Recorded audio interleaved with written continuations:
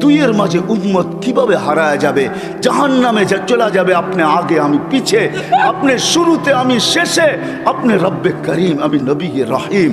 হয় হয় উম্মত জাহান্নামে চলে যাবে, আমি আমার মনকে বুঝাইতে পারবো না।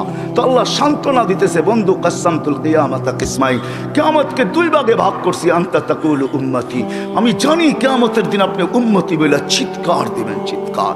আপনি ব্যতীত একজন উম্মতির বলে স্মরণ, উম্মতকে স্মরণ করবে না।